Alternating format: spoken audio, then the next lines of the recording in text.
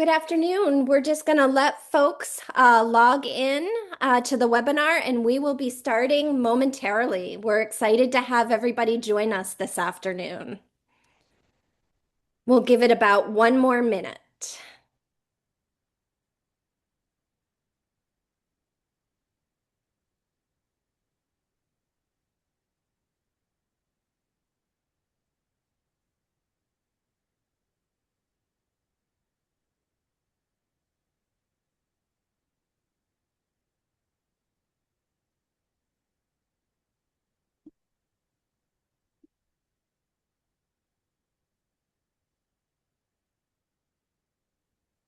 Okay, seeing that we are at 2:01, we're going to go ahead and begin out of respect of everybody's time this afternoon, but I imagine more folks will trickle in as we begin our webinar on open enrollment. As we begin, I just want to go over a few general operations for webinars for us. As always, we're excited to have everybody here today. It is clear that open enrollment is a high interest topic for folks across the state of New Hampshire. But I want to take a couple minutes to take care of some housekeeping. First, you'll probably notice that all participants are on mute. However, we really encourage active engagement in our webinars. We ask that if you have questions, that you please pose them in the Q&A feature within the bottom navigation bar of Zoom at the bottom of your screen. On camera today, you will see that we have included our Reaching Higher New Hampshire team members and panelists, and we'll get to introductions in a few moments. And then lastly, I do want to highlight that this webinar is being recorded for posting on our website and sharing with others who are not able to attend.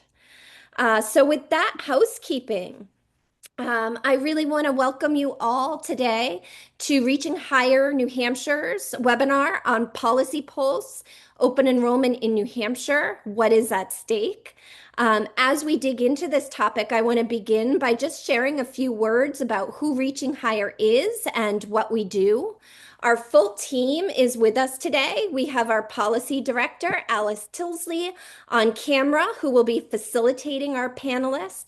We have Kelly Unteat, our director of public relations, who is managing operations in the background. And then I'm Nicole Heimark, the executive director of Reaching Higher New Hampshire.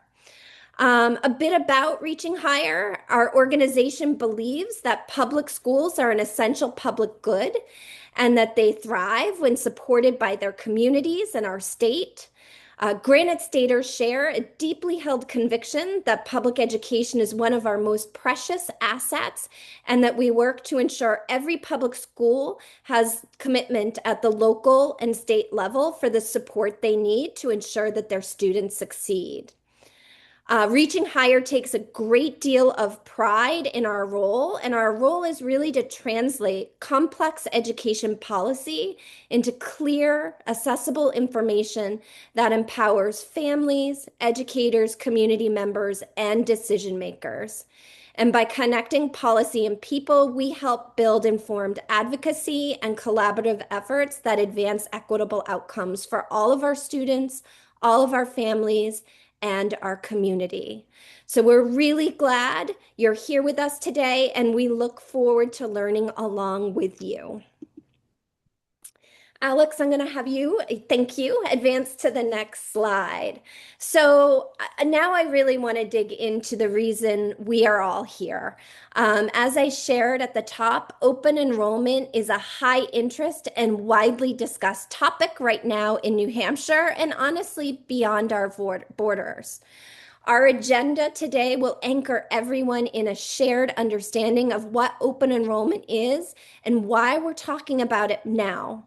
Furthermore, our panel of experts facilitated by our policy director, Alex, will explore the legal and financial considerations associated with open enrollment, risks and opportunities that come with open enrollment policies, as well as the practical and operational considerations of open enrollment in practice in New Hampshire schools and communities. So I think we'll advance to the next slide and really begin with some foundational knowledge and understanding about open enrollment. New Hampshire's legal definition of an open enrollment school means any public school which, in addition to providing educational services to their students residing within their attendance area or district, also chooses to accept students from other attendance areas, so outside of their district, or other attendance areas within their district. And we have very few school districts in the state of New Hampshire that have what we call multiple attendance areas. So by and large, we are looking at open enrollment happening in New Hampshire from attendance areas outside of the community of residents. For clarity, a student's resident district means the school district within which the student lives, their legal address. Operationally speaking, open enrollment in New Hampshire enables students and families to select the public school they would like to attend, but with some key caveats that are bulleted on this list. Those caveats include: first, has the desired receiving district voted to become an open enrollment school? And does that receiving open enrollment school have space to accommodate students from outside the district? Additionally, has the resident district or sending district set limits on how many students can leave their district for an open enrollment school through a vote of their governing body? And does the receiving school or open enrollment school limit enrollment based on grades, student needs, areas of academic focus, or do they have required admission and aptitude requirements for students to meet to attend that open enrollment school? And finally, the last caveat deals with transportation. In New Hampshire's current law on open enrollment, students or families are to self-transport out of their district to the open enrollment school, which we'll dig into later in this presentation.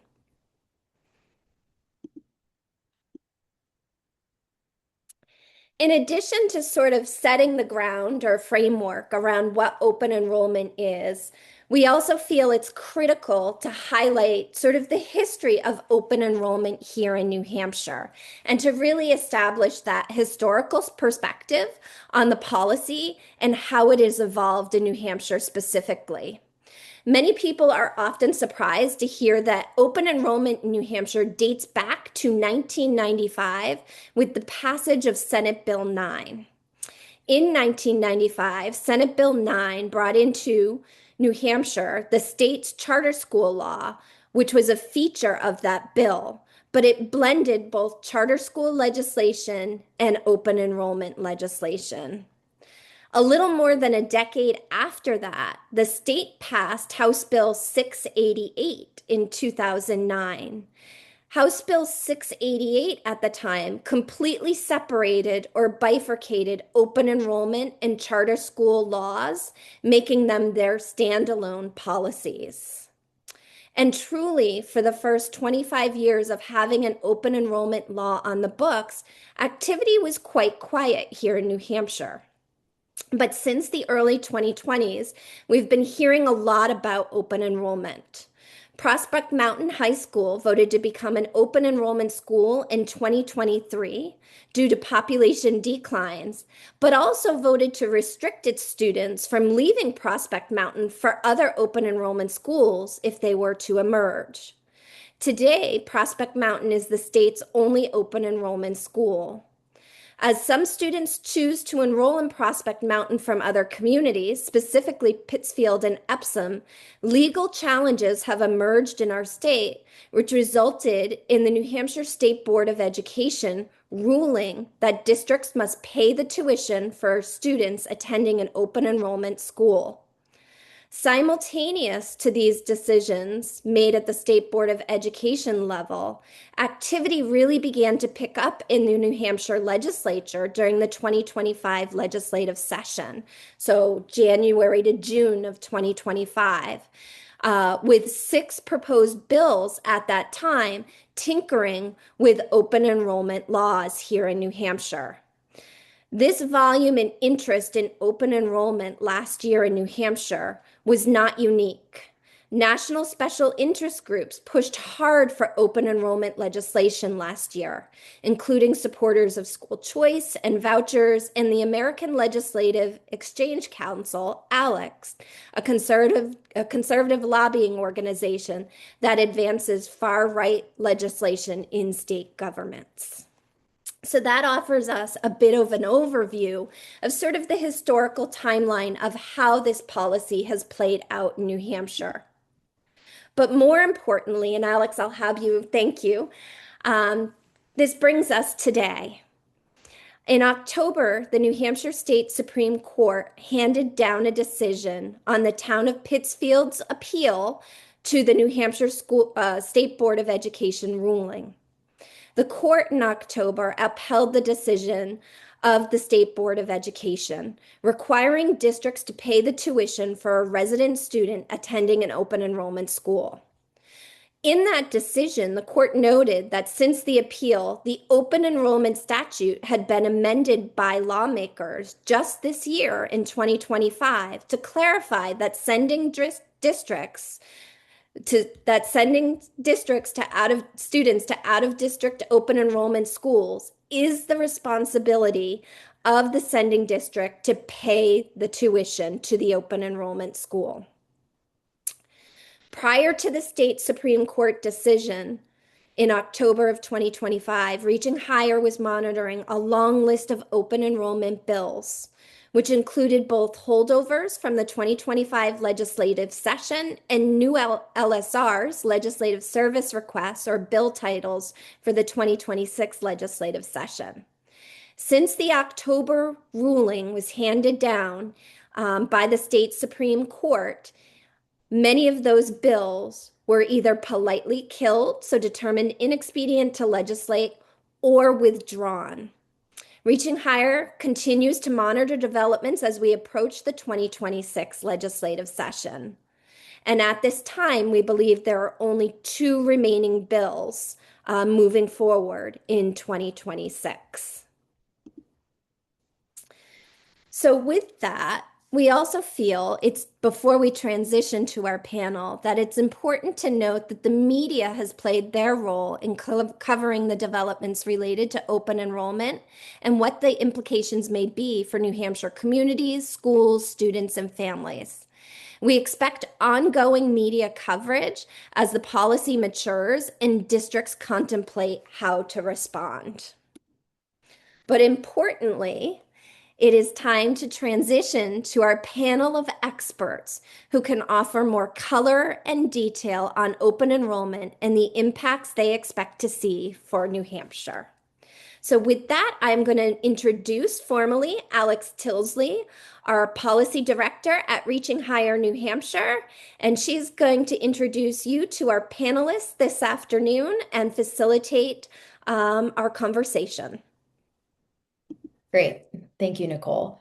Hi, everyone. As Nicole said, I am Alex Tilsley. I am the policy director at Reaching Higher New Hampshire.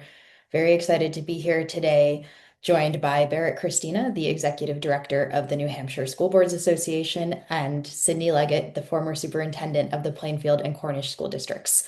We were supposed to also be joined by Robin Melone, but unfortunately, the snow has disrupted her plans and she can't be with us today, but we're confident our other 2 panelists will hold down the conversation for us. So I have a few questions for each of the panelists, and then we have some of the questions that you all submitted when you registered, but I invite you in the meantime, as questions arise, to drop them in the Q&A, and as we get questions, Nicole or I will raise them for the panel. So Barrett, I'd like to start with you and really dive into the Supreme Court decision.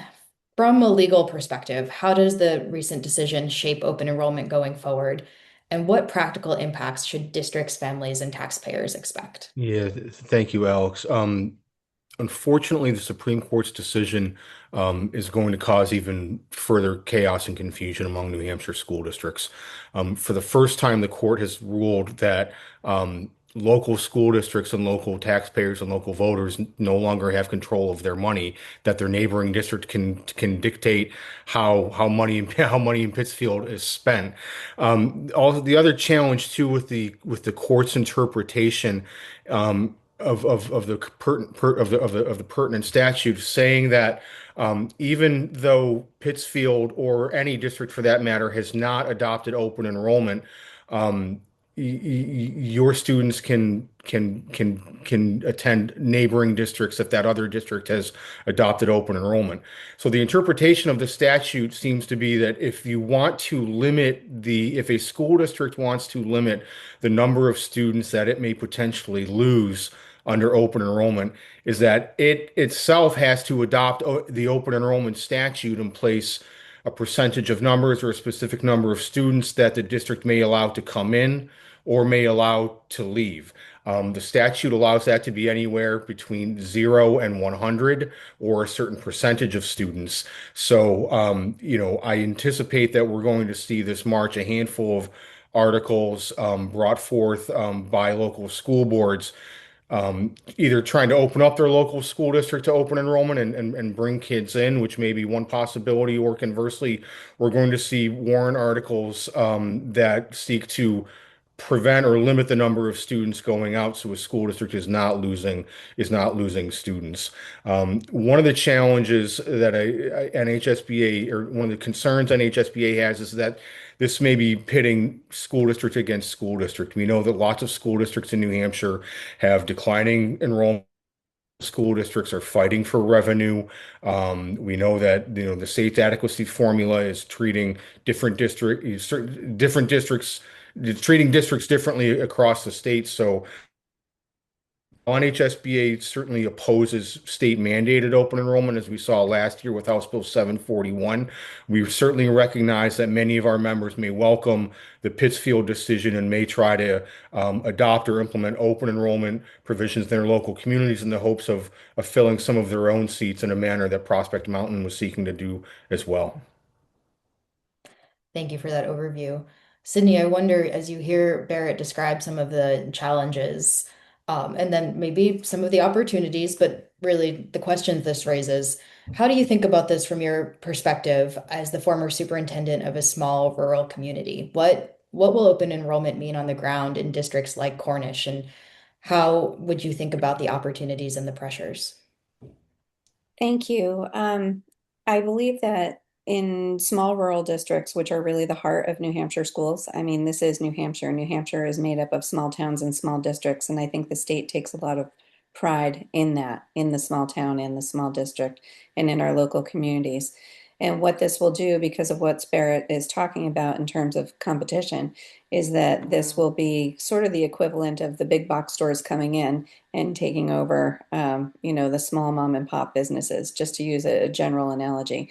And that's not to say that some of the bigger districts or wealthier schools don't do a great job. They absolutely do. But what will happen is there'll be a leaching of funding and students away, and it will absolutely not be an equitable leaching. It will be it will further divide the haves and the have-nots. In addition, in a really small town that could be struggling already financially because of a lack of funding, or could be struggling to do bigger overhead projects like building projects or things like that.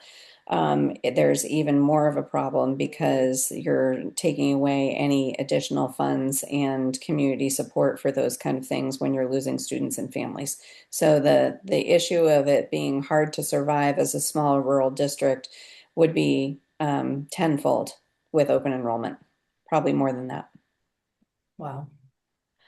Barrett, I wonder, as you work with school boards across the state, how are school boards thinking about this, and what questions are you hearing the most? Yeah, thank you again. Sort of piggybacking on Sydney's response about sort of the big box store and the small rural communities. NHSBA has heard from a handful of school districts and school boards particularly that I think the best way to say this is they're still trying to digest what it means, what the Pittsfield decision means, and what the interpretation of the statute means. I have certainly heard from school boards that want to discuss and consider this further, and I've heard on, we've heard from both, the districts that may want to open, adopt or implement open enrollment to bring students in, and we've heard from school boards that say we need to do something to prevent our students from leaving. So, the NHSBA doesn't provide direct legal assistance. We encourage them to speak with their legal counsel and talk about the pros and cons and how to construct the warrant article properly to do what that local school board may want. But we're certainly hearing, we're hearing from school boards that are on both sides of the issue. School boards that want to open up open enrollment in hopes of, again, bringing kids in and filling seats and generating revenue. And we are also hearing from school boards that are very concerned that they're going to be fleeced if their neighboring school district adopts open enrollment, and because this poor rural property poor school district can't offer AP classes or doesn't have a science lab or doesn't have foreign language classes. And not to, it's a whole other issue, but just, remarks, it always gets back to how we fund our schools in New Hampshire. And I don't want to sidetrack the conversation to that. I know Reaching Higher's done webinars on that, and we could spend 6 hours on that issue. But to some degree, that's what it's going to get down to. The districts that can't offer foreign languages and don't have a lab and don't have a basketball team and don't have AP classes are going to be the ones that are going to are going to be at risk for losing students. So, as a statewide organization representing 165 school districts across the state, we have members on both sides of the issue. So NHSBA is treading carefully on taking a position one way or the other on open enrollment as it currently stands, and we're obligated to assist all of our members, whether or not they want to open up open enrollment or somehow mitigate or close open enrollment. Thanks for that perspective. I wonder, and Sydney, I think this is a good question for you. These decisions will likely come to local voters in a number of districts through warrant articles. And what questions should community members be asking as they weigh the pros and cons of sending students or receiving students or generally entering this open enrollment ecosystem? What's the information that you would want people to seek out? Well, I think like Barrett was saying, a lot of the conversation is going to be about money, right? Because this is competition and this kind of kind of honestly chaotic open enrollment statewide is coming from a place where, economists would call this, let's throw a free market economy at it and see what happens. That you can't do that with children. You can't do that with children and you can't do that with families. It doesn't work. Children aren't things that are, bought and sold on preference and price. It's not how education works. It's not how families and communities work. So I think people will need to ask about money, especially in some of the small rural districts. It could actually mean the closure of your school. And if your school is the only hub of the community, if this is the only place that people interact and get together and form a community, then that can be devastating. It could also mean, if you're talking about the economy, the loss of your largest or maybe only employer in your small town. Like that really will have an effect. So it's not just about the school, it's about, perhaps the collapse of towns as well. And I think the biggest questions, even though I know money will be at the forefront, is we need to talk about how this is going to affect all kids. So I do think that there's a huge discrimination problem, and we've seen this in other states, that when they start open enrollment, that there are discriminatory practices where schools will, figure out ways to take certain students and not other students.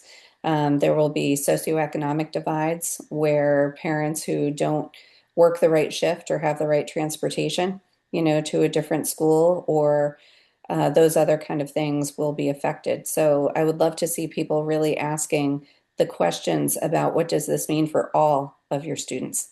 How is this going to affect everybody, every kid? Yeah.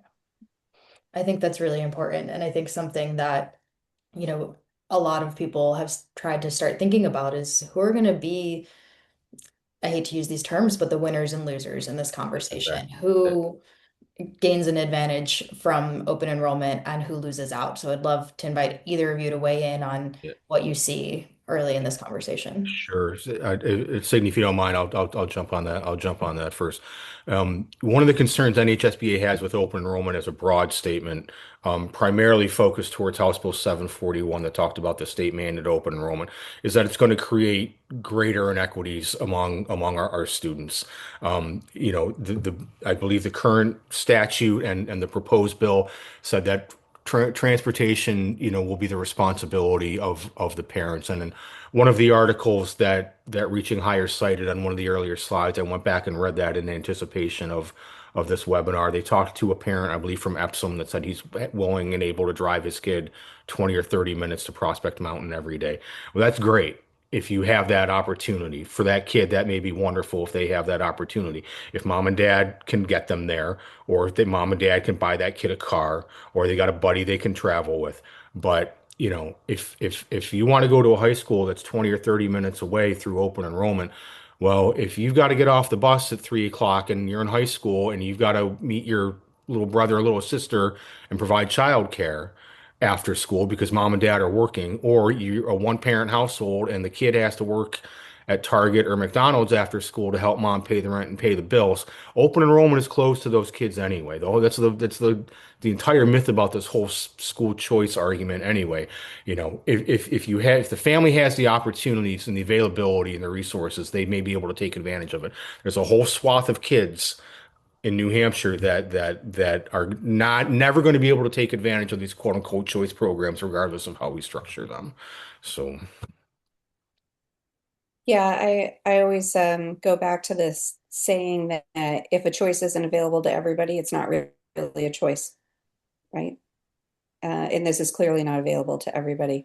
The other, I mean, one, I worry about all open enrollment students who actually stay in a school that's struggling and go to a new school because there's no guarantee if you're an open enrollment student going to another school that you have access to everything like Barrett's talking about. You might not be able to stay for athletics. You might not be able to do the extracurriculars after school or get the after school care program. And then if you're at the school that is struggling and you're maybe one of the students who doesn't have transportation or the means, you might have all of those extracurriculars that were available to you at that school cut because the school can't afford it anymore, right? I do want to specifically bring up a really serious concern about our special education and 504 students because there will be a definite discriminatory divide in special education students, most likely not getting the quality of services and programming that they would normally get because of this. If it moves forward as it's designed right now, schools, with the most resources will have the ability to say, no, we're not taking those students. They won't say it outright because, you're not legally allowed to, but, there will be ways to say that um, it could be like the Forrest Gump, this seat's taken, right? There's no room. And then, or they could say, we don't have the teaching staff, we don't have the paras, we don't have the programming. And then special education students will be um, in their school that will continue to struggle without all of the additional resources again, because most likely things are going to continue to be cut. Even if a special education student does go to a different district, there's no guarantee that they can stay there forever. And that's a big problem in continuity of programming and services for students who need the most assistance. if I could piggyback onto the special ed aspect too, Alex, if you don't mind me jumping in. Um, Many people on the call, I see there are a handful of school administrators on the call. We know that the default position is that the district of residence pays for special education costs. RSA 193:3, paragraph 4C, I believe it is, if I got my citation correctly. But this is one of the problems with the current open enrollment statute as it reads, as well as the Pittsfield decision, is that the current statute makes no provisions for special education costs, and the Pittsfield decision didn't even contemplate that. I know that issue would maybe not have been before the court, but it's obviously a significant issue when anywhere between 20 to 30%, and some districts higher, 33% of our students may be students that are receiving special education services, which is why and the statute doesn't need this open enrollment statute doesn't contemplate that. It says 80% of of the resident district's cost per pupil. When we dig into the other issue that this is causing, certainly know with Epsom, Jack, I saw you're on the call. We've got districts that have tuition agreements and area agreements to other school districts. Those special ed costs are built into that contract. So if a child from Pittsfield is attending Prospect Mountain and receiving special education services, I don't know what Pittsfield's obligation is anymore. It says that they have to pay for it, but then who ascertains that cost? Is it Pittsfield or is it Prospect Mountain? In the absence of a contract, in the absence of a tuition agreement, in the absence of an area agreement, we have no idea what those costs are going to be. And there's no guidance in terms of statute as to who sets what that rate is, other than the obligation that the district of residence pays for the cost. But those costs need to be ascertained somehow, and those costs should be ideally negotiated between two districts, as the legislative history showed us with the open enrollment statute. But just another nuance that is unanswered relative to the statute and the Pittsfield decision, that we know is going to be a significant issue, regardless of how open enrollment plays out over the next year or so. And if I could just build on that a little bit too, because we all know that special education is difficult to fund right now, as things are. So schools really rely on economies of scale, right, Yeah. to be able to provide really good, high quality programs and services to students. So if you are in open enrollment and you're just writing checks to wherever all of your students have gone, you lose all economies of scale. You lose the ability to have any control over those costs, and the already high costs of special education are going to skyrocket for your sending district. Yeah. I'd love if you could dig into that a little bit more, Sydney, thinking both about special education, but other services as well. You mentioned for students left behind, maybe their after school programs get cut because there's no funding anymore. What impact does it have in these small districts when you have to pay tuition, even for a small number of students to go elsewhere? How does that affect budgeting? How does that affect what you can offer? Well, it has a big effect, and having worked in small rural districts for a long time, I always say the ripples are much bigger in a small pond, right? So, if we lose any tuition dollars, then the effects are going to be much bigger on what we can do. So the cuts will be a lot more severe in those small rural districts.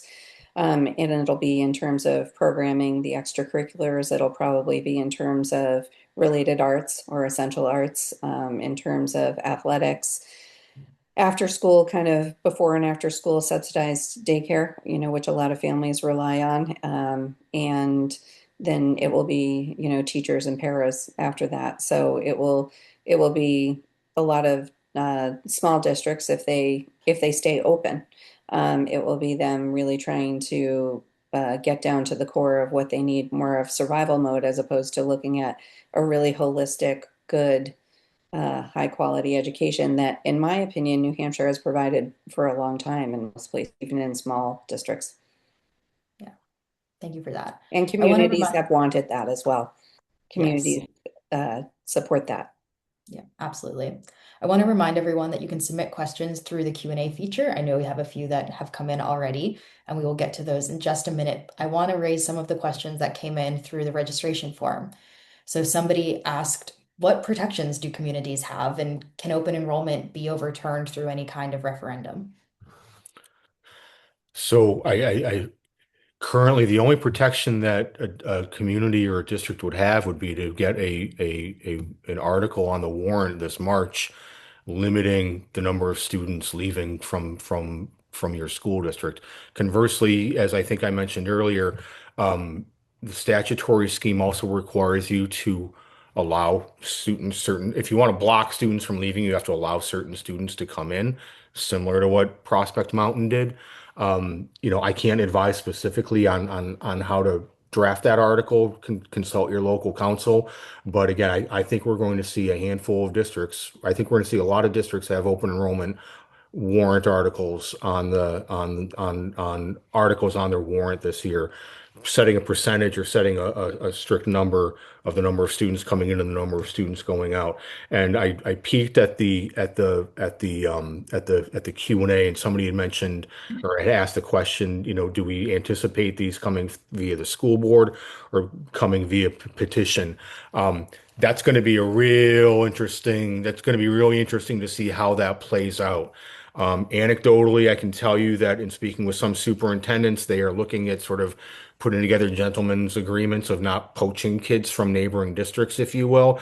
And I said, well, that's all well and good unless you get a petitioned warrant article that says something else.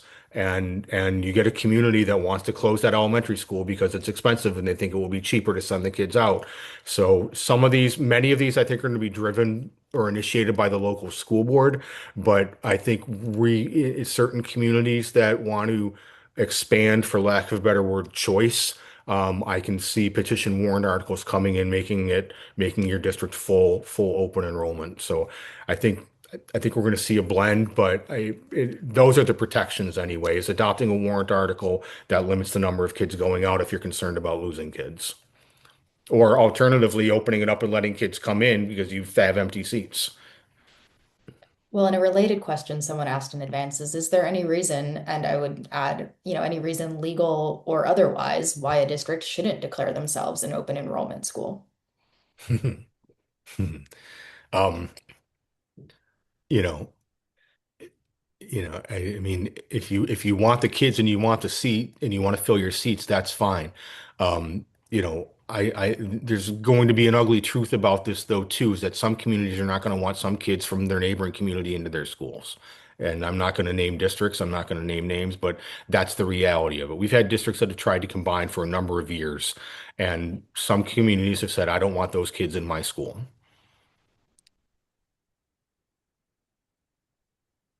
Nicole, I'm going to turn to you because I see we have a dozen questions in the Q&A, and I want to make sure there's plenty of time, so I will let you jump in. Yes, thank you, Alex, and happy to do so. And thank you, everybody, for dropping questions into the Q&A, and I would continue to encourage you to raise them. I think what I'll do is start with questions for clarification on content that's already been discussed, and then I'll move to sort of new questions that require deeper answers. I would say as I look at this Q&A, a couple of questions have come up about how school districts protect themselves and individuals seeking clarity on how does a district limit the number of students who can depart their resident district. So Barrett, I think this is probably most appropriate for you. And what I'm seeing is people are just double checking Yeah. that the way to limit students from leaving a resident school district to attend an open enrollment school is to vote to become an open enrollment school and then set limits, sending limits.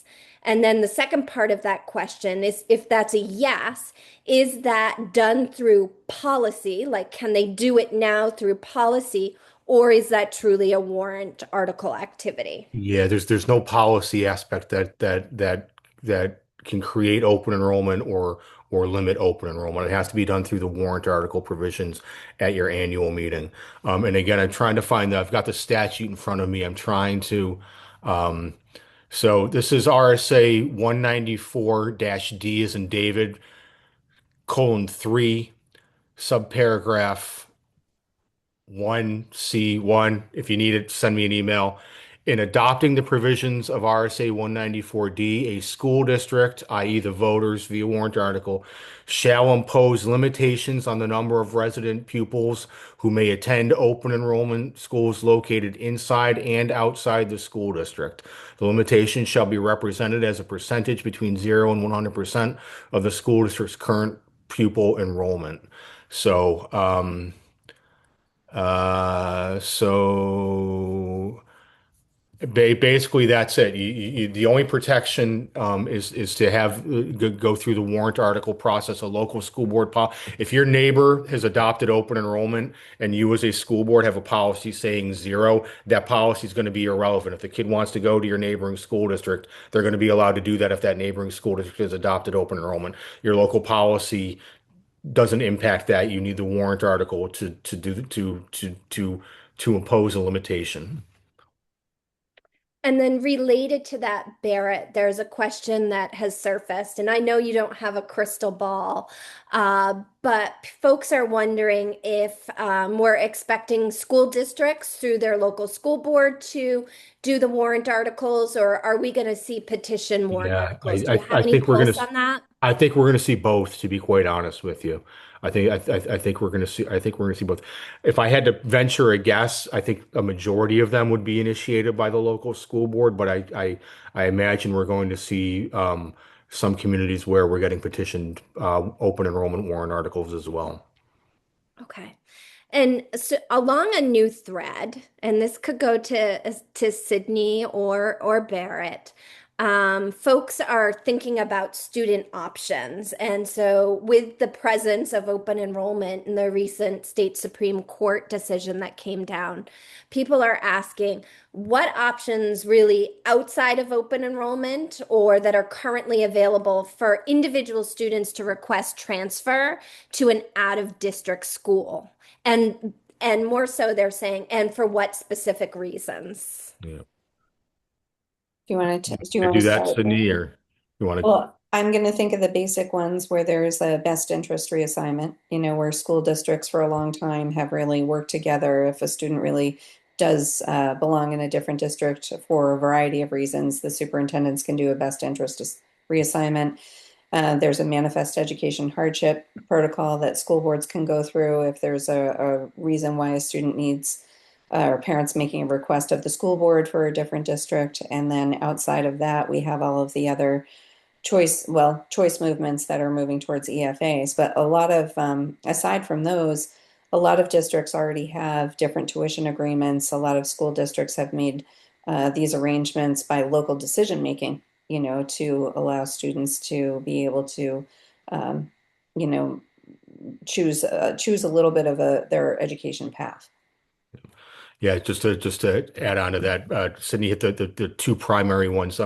Best interest and manifest educational hardship both contained in RSA 193:3. I believe it's paragraphs 1, 2, and 3, if I'm not mistaken. And those statutes have been under significant amendment the last probably 7 or 8 years, far beyond what they originally intended to do.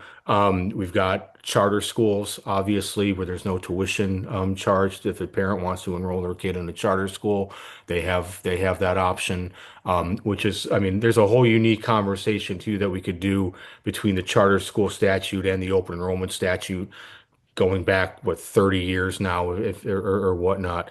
And we've got the voucher program as well too. So, and another one that should be mentioned, I don't think this is really in effect this year in school districts, but the legislature passed Senate Bill 97 this past session, which is basically intra-district open enrollment, if you will, where if a school district has let's say more than one elementary school, more than one middle school, or more than one high school, the parents can request, and the superintendent basically doesn't have any discretion, has to allow for the student to transfer to another school within the district. So the example I give, if you live in a school that has two elementary schools. You have George Washington Elementary School and Abraham Lincoln Elementary School.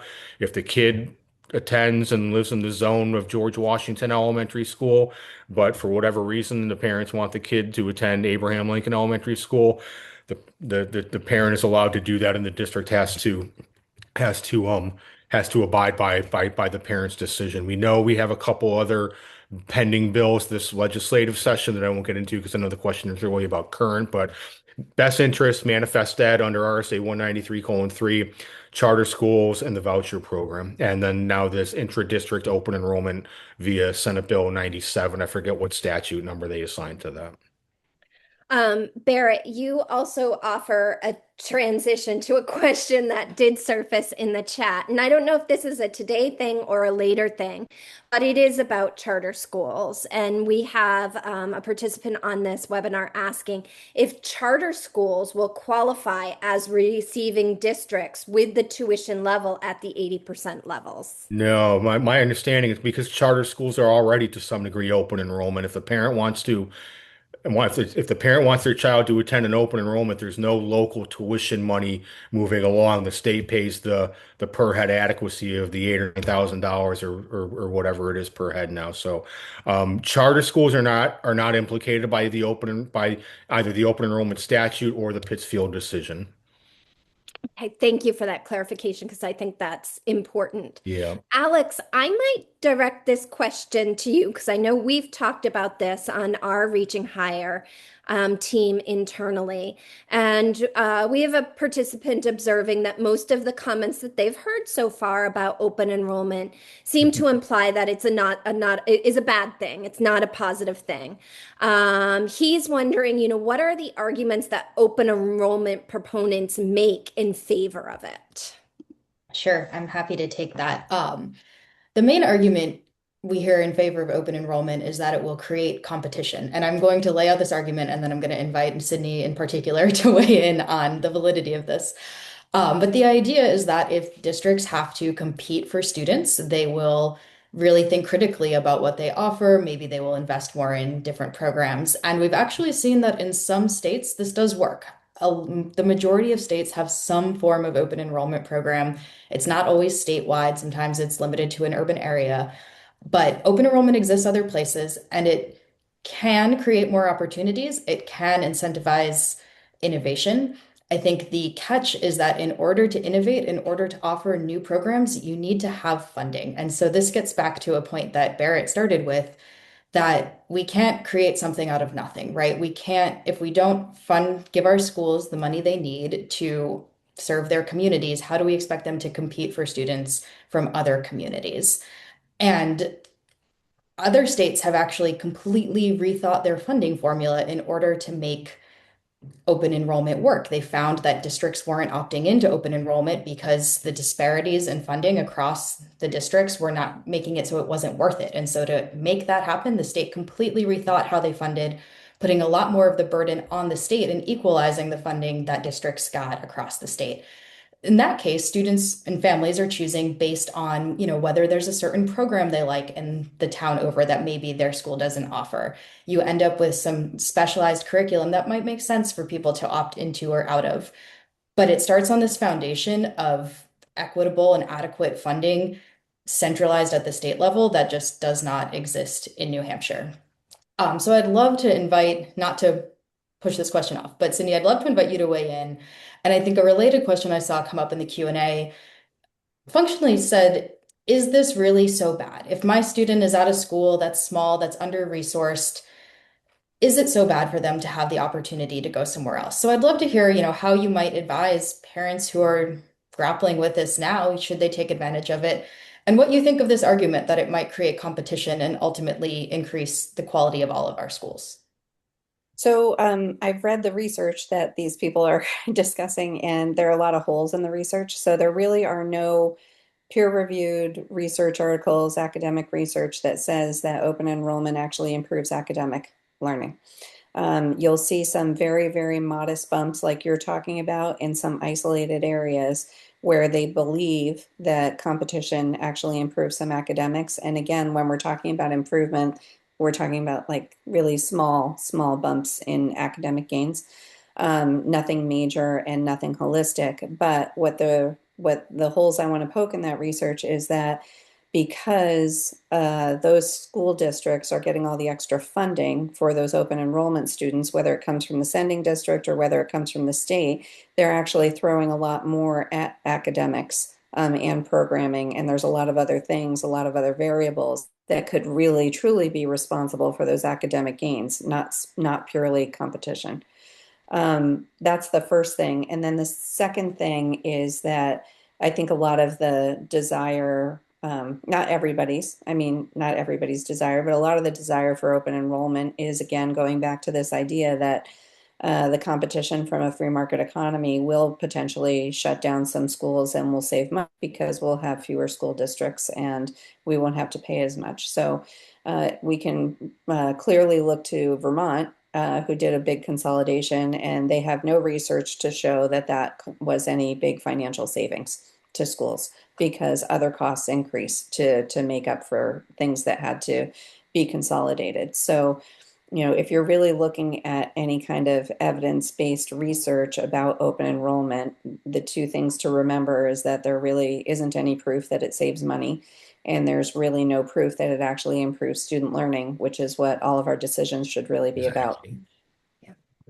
So Thank you, Sydney, and especially for bringing that comparison in from Vermont. And I think Maine was in a similar situation where they also consolidated and they've been dialing back the consolidation. they didn't save a dime. They didn't save a single dime, you know. I'm noting, I'm trying to track questions and to prioritize some. So, a couple for clarifying that I think are important because this is our first webinar on this topic, and I want to make sure people have the foundational knowledge. And that is around the formula. I believe the statute says 80%, not less than 80% of the cost per pupil from the sending district.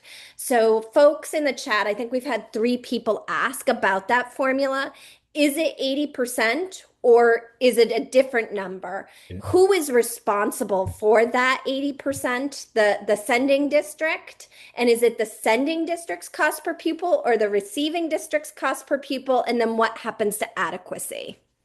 Yeah, I think that's a good question, and I apologize that I don't know the answer to that, and I'm sorry to jump in. I didn't mean I assumed that was sort of directed at me. Um, I don't think the statute identifies who ascertains whether it's 80%, 81%, 82%, so on and so forth. Um, it says, okay, 80%, not less than 80% of the sending district's average cost per pupil as determined by the Department of Education in the most recent available data as reported to the sending district. So I don't not less than 80%. I don't think the statute identifies or clarifies that. If the person who inquired, if you're a school board member or a school administrator, if you want to follow up with me with an email, I'm happy to do a little bit more of a deep dive, but just in the interest of time, I don't want to spend 3 minutes sort of reading through the statute, but I don't think that's clear in the statute either. Barrett, would you say with the language not less than 80%, does that establish a floor for Yes. tuition and not a ceiling? Correct. Okay. Correct. And if I could just jump on to the last question, the one of the and I don't want to waste the time here, but I think this is important, especially if it was a school board member or a school administrator or a community member for that matter that was asking, well, what's wrong with open enrollment? If we have a small district and we can't offer the opportunities because of our local tax base and declining enrollment, you have other options available to you. You know, what's important to remember is that about 10 or 12 years ago, Pittsfield underwent a significant community-wide study about whether or not they should close their high school. They interviewed the teachers, the staff, the parents, the kids, the business people, taxpayers, and they all voted to keep their high school open.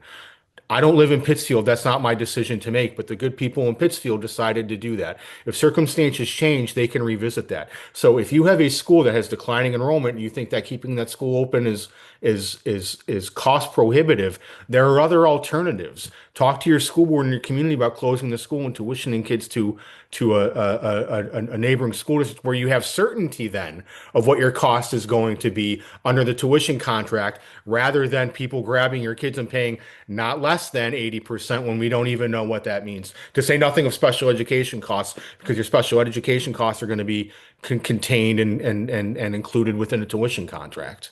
And not only just the financial aspects or the all students going and staying together, which helps to keep communities together, but also there's a lot of agreements where that sending district has say on the board or on certain Mhm. committees, like so you don't lose your local voice at the same time Exactly. in looking at those arrangements. But I think the critical thing about those is that those are locally decided. Locally made decisions, exactly. Yeah. So another question that I've seen repeated two or three times in the Q&A is about how open enrollment may or may not apply to other states, meaning school districts that are sitting on a border or have a regional agreement or a tuition agreement with a school district across state lines in Vermont. Does this open enrollment statute only apply in New Hampshire to New Hampshire schools? Yes, it only applies to New Hampshire schools, but the challenge that you may run into, and I saw the question in the chat box, this gets back to something I mentioned earlier, is that we don't know how this is going to impact tuition agreements or area agreements. Many of these tuition and area agreements, and I believe Epsom's does, Jack, you would know better than I, call for X, the sending school district shall send X% of their students every single year. Well, if we have open enrollment and a certain number of kids are leaving, to go to an open enrollment, the sending district may not be able to meet their obligation under that tuition agreement or that area agreement. And I know some districts in New Hampshire are facing that right now. And another sort of just again, it wasn't the issue before the Supreme Court, but just a gap in their decision that we don't know how open enrollment under the current statute or under any of the proposals are going to impact existing tuition agreements we have across. And we've got how many hundreds of tuition agreements across the state, if not dozens, if not hundreds. A more probing question is one that's coming in, I think, about the relationship between open enrollment and EFAs. Yeah. And if a district doesn't adopt open enrollment and a student decides to leave the district anyway, will the student then be eligible to take an education freedom account or a school voucher? I And I don't know. I would say if they otherwise qualify for an EFA, how they stand right now, then yes. that would be my answer. I don't think open enrollment plays into that. If the parents want to apply for the voucher, that they can apply for the voucher. They can't attend public schools more than 50% of the time though under the voucher. Well, not supposed to, but we've seen some issues with that this fall as well too. But yeah, I mean, I'm not sure that open enrollment and the voucher program I don't think there's a much of a correlation or relationship between the two. Okay, and I'm just some of the stuff in Q&A are comments, and we really appreciate people's comments, but I'm trying to prioritize Yeah. time here to questions. So I'm just trying to scan through these really quickly. Um, do we have a sense of what amendments might come out this year to either solidify or change the current open enrollment laws? I mean, I haven't done through all the LSRs, and Alex or Nicole, maybe you can tell me, do we have state mandated statewide open enrollment LSR in again this year? I mean, House Bill 741 died. I Mhm. would imagine that. I know there's a bill put in to make open enrollment via SAU. Yep. I believe that was pending. I don't, without checking with Becky, I don't know what other LSRs are in. I presume there are. We But haven't. go ahead and just I think I may have mentioned this earlier, maybe I didn't. And Alex, I don't mean to interrupt you, but one of the challenges with these March annual meetings and the warrant articles, whether or not they're put in by the school board or by petition, is the legislature is still going to have the back half of March, April, May, and June to do what they want, and then based on what the outcome is at annual meeting. Yep. So the LSR most directly related is actually to establish a study committee on open Okay. enrollment, which I think would be a positive contribution to the conversation. There was an LSR on funding, but it was withdrawn. And most of the bills on open enrollment that were held over were either declared inexpedient to legislate or sent to interim study. So a couple that could come back. But statewide open enrollment seems to have fallen to the back burner for now. And, I suspect that's to see what happens in March and to see how this plays out and see what's needed from there. Yes, and one of the sponsoring lawmakers of the LSR for the study commission is on our webinar today, and she did drop into the Q&A that the intent is of that legislation of that bill is really to create legislation that addresses a lot of the issues that have been brought up on this call. Wonderful. Um, Nicole, noting that we're at a minute left, I yes. wonder if we want to ask a wrap-up question or if you have one more from the chat. I do have one more from the chat. Actually, two came in, and I'm going to pick one. We will save all the questions that came in from the chat and do our best to answer them. But I do think this is an important one that has not been addressed yet.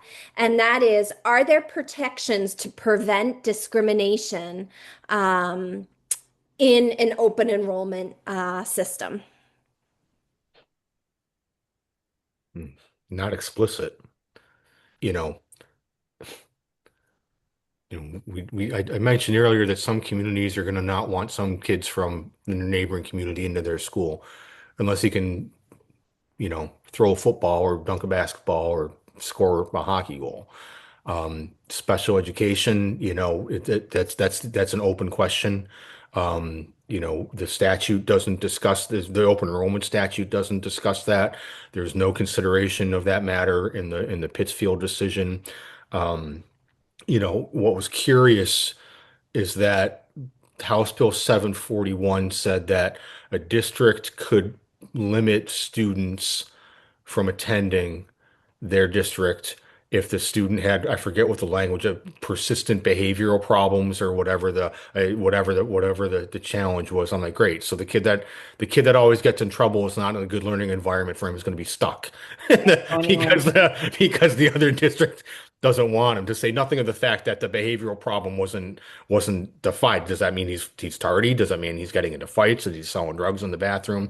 I mean, it's not explicit, but the I think reality I think is, poor attendance was part of that too. yeah, correct. So, Sydney, I Yeah. don't know if you have anything to add on to that as well, too. I mean, there's what the statute says, and then there's practice. Mhm.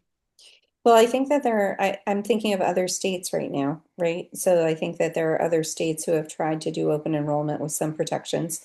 Um, I did like some of it's very different than New Hampshire because you have some states where they have open enrollment, but it's only for urban areas and their surrounding suburban areas. The state funds it and the state provides transportation. Those are some big things that I think other places have tried to put into place. Um, I, I'm not really sure how that could apply to what's happening in New Hampshire, or if it actually could apply. So, on that note, I'm seeing we're at 3:02, and I want to respect everybody's time. And Barrett and Sydney, I especially want to offer deep gratitude to the two of you for joining us today and bringing your experience and expertise from working with association members and school districts and communities. That perspective is so important in this conversation. And I think I would end on, I'm going to give each of you 30 seconds. I would end on what is the most important parting thought from your perspective that you would like attendees to leave here today with? Sydney, I go think I ahead. would really like everybody to remember that when you're thinking about this, you're thinking about and asking questions, you're asking questions about all students and all families. It's not just what we were talking about with academic learning, a good, well-rounded education, and a lot of opportunities, but think about the decrease maybe in family members who can volunteer at their kids' school because it's too far away, or the lack of community involvement, the effect that this would have on the entire school community of those sending districts. Providing educational services is not a competition. We're not selling Doritos or making widgets. Opportunity, as Sydney said, for some is not opportunity for all. And the only place that school choice really truly fully exists is in our public schools through ELOs, through extended learning opportunities, through internships, through programming, basketball teams, football teams, baseball teams.